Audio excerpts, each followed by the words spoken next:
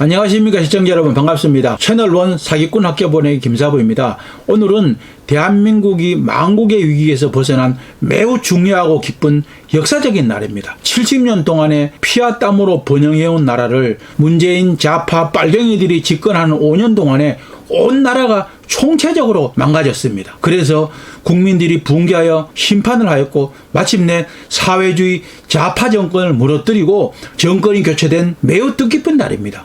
그래서 공정과 정의, 자유와 상식, 새로운 법치국가가 탄생한 날입니다. 오늘은 4차 산업혁명이 도래한 지금 우리의 삶이 앞으로 어떻게 변화가 되고 우리는 어떻게 대처를 해야 잘 살 수 있을까 하는 생존 전략에 대해서 알아보도록 하겠습니다. 먼저 4차 산업혁명이 무엇인지를 알아야 적응을 하고 대처를 하고 전략을 세울 수 있는 것입니다. 그리고 지금 자라나는 어린아이들, 젊은 청년들, 중장년층, 노년층들 세대별로 대처를 해야 합니다.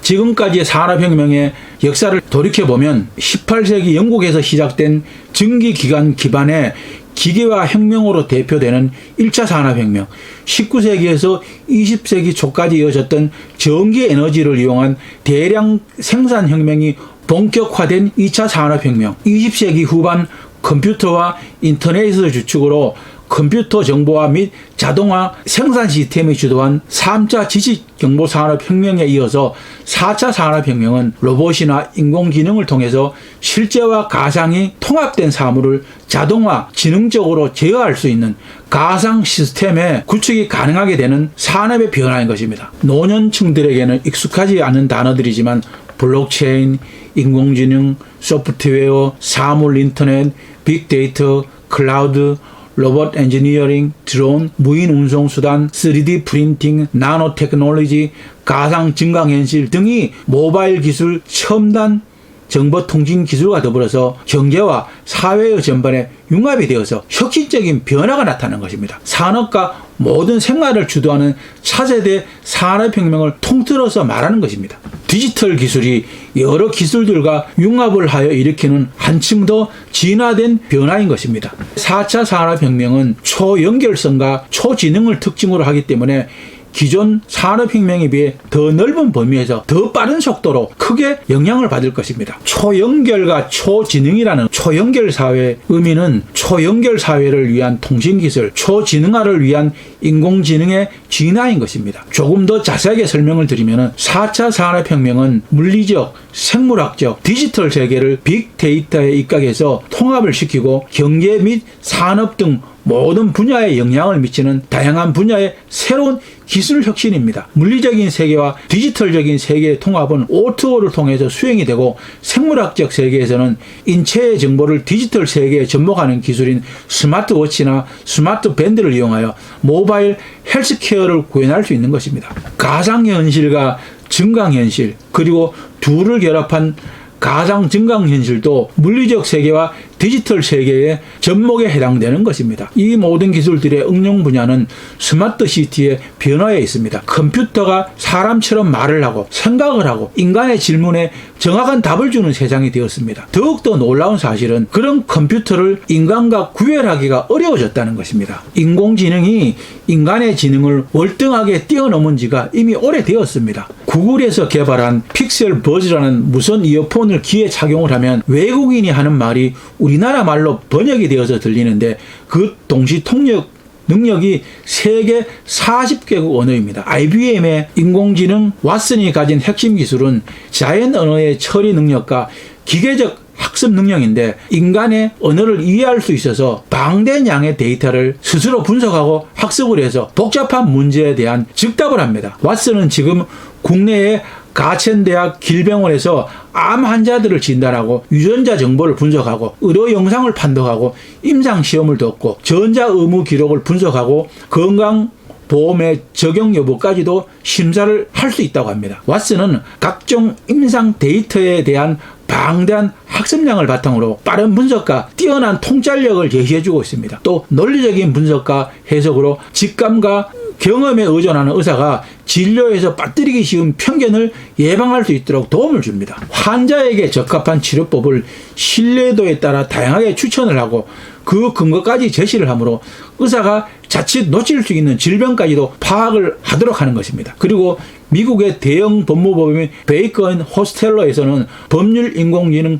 로스를 채용했다고 합니다. 로스도 왓슨처럼 자연 언어를 처리할 수 있기 때문에 인간의 언어를 이해할 수 있다고 합니다. 그래서 법률회사 직원들이 사람에게 말을 하듯이 법률적 질문을 하면 로스는 관련 법률의 조항과 과거의 판례 및 2차 자료 등을 분석을 해서 답변을 해준다고 합니다. 로스는 1초에 10억 장의 문서를 분석할 수 있어서 여러 명의 변호사들이 몇 시간 동안 분석한 법률 자료들보다도 더 정확하고 더 우수하다고 합니다. 마카오에 있는 카지노에서는 로봇이 딜러 역할을 하고 있습니다. 일본의 호텔에서는 로봇이 룸 서비스를 합니다. 최근에 비대면 수업을 하는 대학에서는 로봇이 교수처럼 학생들과 소통을 하고 있습니다. 그리고 의과학 계통의 핵심 기술인 나노 프로젝트와 유전자 DNA를 편집해서 인간의 육체가 영생불사를 이룰 날도 기대를 해봅니다. 동서고금 모든 인간들의 꿈이었고 신의 영역에 도전을 하는 영생불사를 이룰 수 있는 그 시점까지만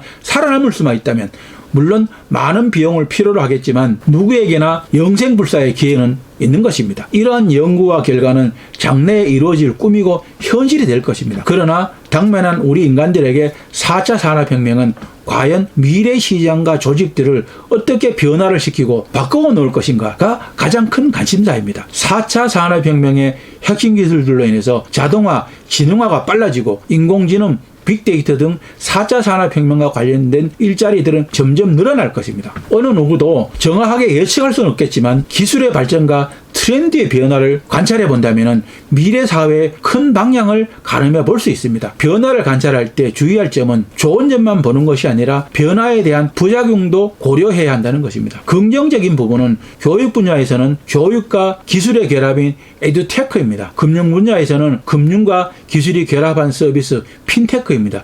기술 융합으로 인한 새로운 산업 및 새로운 일자리들이 다양하게 탄생할 것입니다. 그리고 데이터, 정보, 지식의 축적과 발달 속도의 상승으로 풍부한 지식의 정보와 습득도 가능해질 것입니다. 원격 교육, 재택근무, 원격 진료 등의 일상화로 공간의 제약이 완화될 것입니다. 렌탈이나 카쉐어링 등을 통해서 굳이 물건을 소유하지 않아도 필요할 때 언제든지 편리하게 빌려서 사용이 가능한 시대, 소유라는 개념이나 가치가 중심이 되었던 기존 사회 경제의 기본 질서가 점차 접속과 공유라는 개념으로 변화되고 있는 것입니다. 그러나 반면에 부정적인 요소는 자동화, 산업구조 개편 등으로 인한 많은 일자리들이 감소하여 고용 불안과 같은 사회 문제가 발생하는 것입니다. 많은 감성과 정서를 필요로 하는 인문학적 지식의 감소도 우려가 있습니다. 그리고 인공지능의 의존도가 높아서 기억력, 인지능력 등이 하락할 우려도 있습니다. 그리고 해킹이나 사생활 침해 등의 위험 상승, 이러한 많은 변화들의 과정에서 이해 당사자 간의 사회적 갈등으로 인한 분쟁의 발생이나 가치 간의 혼란을 가져다 줄 수도 있습니다. 4차 산업혁명 기술의 발전으로 초래할 것으로 예상되는 가장 큰 변화는 시장 경제가 본격적으로 등장한 이래 경쟁의 주 대상이 된 동일한 유형의 상품들의 집합인 상품 시장이 쇠퇴하고 개별 고객들의 전체 수요를 대상으로 하는 통합 시장이 대체를 할 것입니다. 4차 산업혁명의 기술들이 빅데이터 등을 통해서 고객 개개인들의 일상생활에 구체적 내용을 정확하게 이해하고 예측할 수 있게 만들어서 특정 상품만이 아닌 고객들 전체 일가의 각 시점마다 필요한 모든 상품과 서비스를 효율적이고 통합적으로 제공이 가능하게 되는 것입니다. 그 결과 시장 경쟁의 단위가 개별 상품 시장을 넘어서 개별 고객의 일상생활 시간 전체를 대상으로 하는 통합 시장으로 급격히 변화하게 되는 것입니다. 따라서 기업 간 시장 경쟁의 주 대상이 과거와 같이 개별 상품에서의 점유율이 아니라 고객들의 일상생활 시간 전체에 대한 접근으로 변화가 될 것입니다. 이러한 것들이 바로 고객 접근 역량에서 압도적으로 우위의 지배력을 가진 아마존, 구글, 네이버, 카카오와 같은 기업들이 광범위한 상품 시장들에서 막강한 경쟁력을 가지는 기반인 것입니다. 이에 따라 기업의 시장 전략은 개별 상품의 구매가 아니라 아예 고객들 하루 종일 자사의 상품 포트폴리오 전체에 관심을 갖고 집중하게 하고 있습니다. 통합시장에서 경쟁 우위의 가장 중요한 원천은 고객 점유 마케팅입니다. 주의와 관심, 욕망과 행동, 이 모든 단계들을 지배하는 영향을 갖는 것입니다.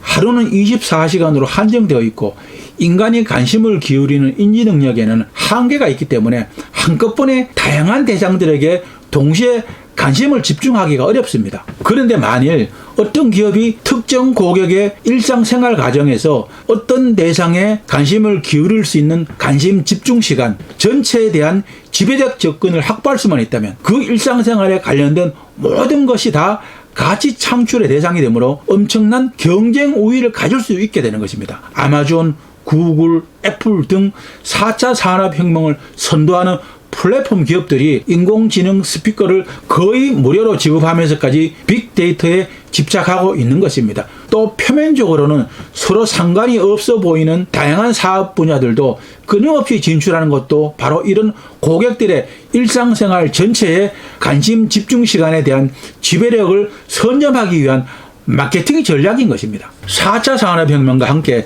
상품 자체의 경쟁력에 초점을 맞추었던 상품 시장의 시대가 끝이 나고 통합시장의 시대가 도래한 것입니다. 4차 산업혁명 시대에 가장 큰 관심의 대상이 되고 있는 기업들은 대다수 고객들의 접근을 독점하고 있는 아마존, 구글, 애플과 같은 소수의 플랫폼 지배 기업들입니다. 다양한 유형의 조직이나 단체들이 생겨나고 성장을 하려면 고객들의 시간에 대한 접근 기반, 즉 플랫폼이 필요한데 이런 플랫폼을 지배하여 플랫폼 리더십을 행사하는 기업들이 바로 이들 기업입니다. 플랫폼 지배 기업들은 자신이 주도하는 플랫폼에서 활동하는 다른 모든 기업들이 언제 어떤 가치를 어떤 고객에게 어떻게 제공할지에 중대한 영향을 미치기 때문에 자신이 원하는 방향으로 전체 시장의 생태계를 이끌어갈 수 있는 강력한 리더십을 가지게 되는 것입니다.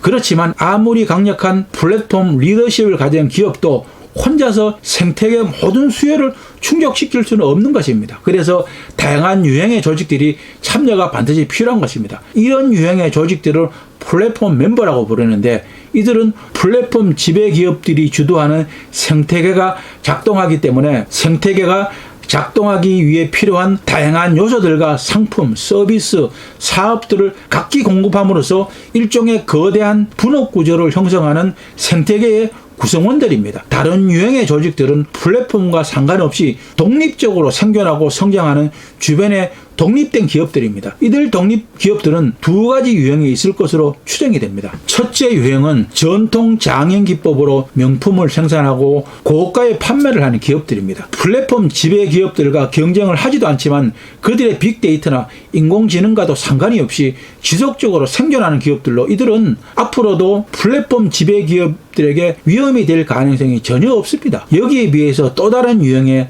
독자 기업은 플랫폼 지배 기업들의 감시가 미치지 않는 주변에서 잠재적으로 플랫폼 지배 기업들의 기반을 뿌리째 흔들 수 있는 새로운 파괴적 혁신을 시도하는 혁신 기업들입니다. 만일 이들이 성공을 한다면 4차 산업혁명 시대의 조직 생태계 자체 구조를 바꿀 수 있는 위력적이고 창조적 파괴가 발생하게 될 것입니다. 바로 이런 혁신 기업들 덕분에 자칫 소수에 의해서 반영구적 독과점 체제로 굳어질 수 있는 4차 산업혁명 시대의 생태계가 역동성을 가지게 될 것입니다. 그래서 시장과 기술, 조직들이 공생관계적 진화를 할 것입니다. 4차 산업혁명의 도래로 가장 우려가 되는 것은 일자리의 감소일 것입니다. 더 많은 제품들을 더 적은 인력으로 더 빨리 생산할 수 있어서 소비자들은 더 많은 혜택을 누릴 수 있게 되지만 그런 소비자들의 일자리가 줄어든다는 것에 대한 우려는 많은 사람들이 공통적으로 하는 것입니다. 앞으로 10년 이내에 우리 인간들의 일자리가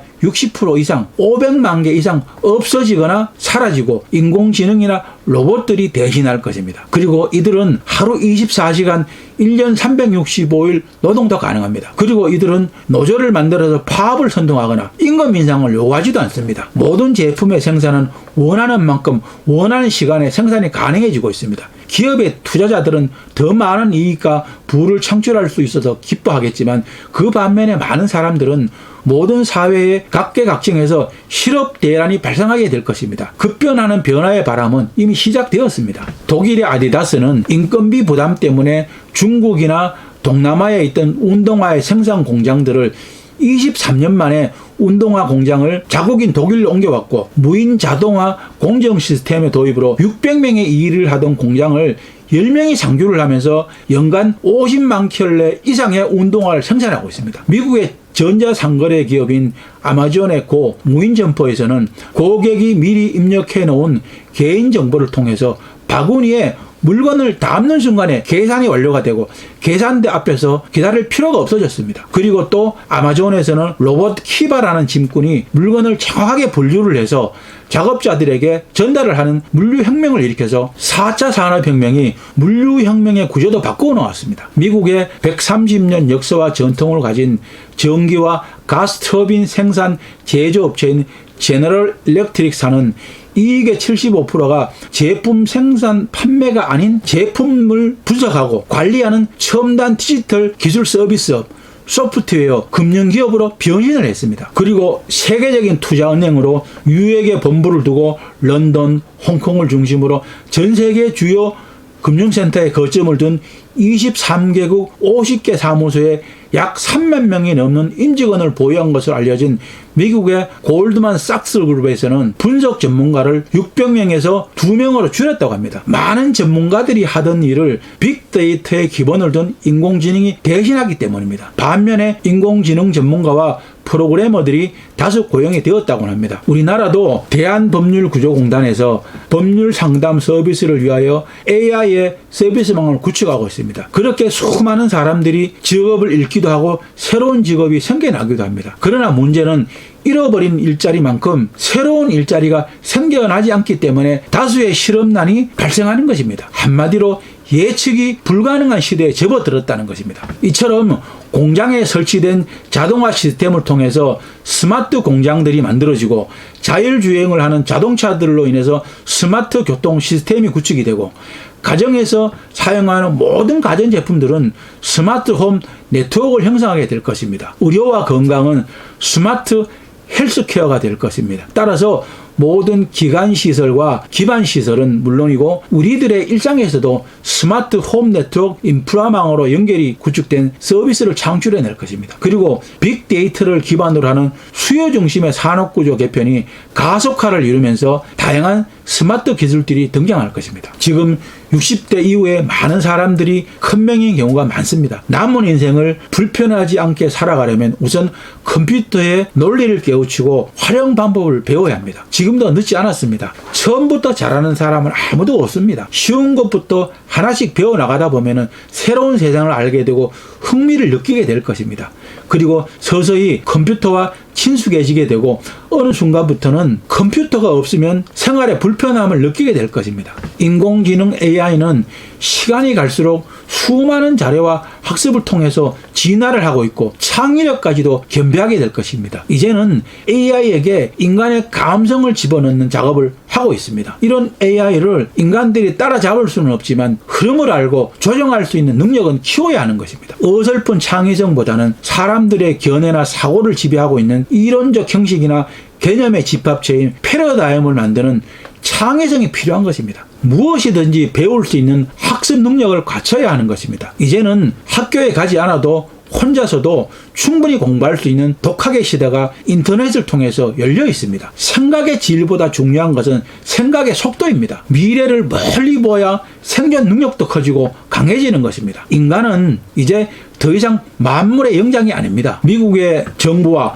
세계적인 기업인 구글, 아마존, 애플, 테슬라, 마이크로소프트 여러 기업들은 이미 4차 산업의 천문학적인 숫자 수십조 원의 돈들을 연구와 개발에 매년 쏟아붓고 있습니다. 그리고 일본도 2016년부터 정부 차원에서 제4차 산업혁명을 적극 수용해서 국가 전략에 반영한 국가입니다. 그렇게 당면한 문제와 강점을 분석해서 자국에 맞는 독특한 4차 산업혁명 전략을 수립하려고 노력을 하고 있습니다. 이렇게 선진국에서는 새로운 기술과 아이템들을 연구 개발하면서 전 세계의 시장을 선점하기 위한 자국의 이익과 경제 성장을 위하여 투자 노력을 아끼지 않고 있습니다. 성자가 독식하는 세상, 부자가 더 부자가 되는 세상, 새로운 정보와 투자를 먼지하는 나라가 잘 사는 나라, 세상의 주인은 나날이 바뀌고 있습니다. 부강한 나라, 깨끗한 정치, 공정과 정의, 상식과 법치가 살아있는 나라, 더 안전하고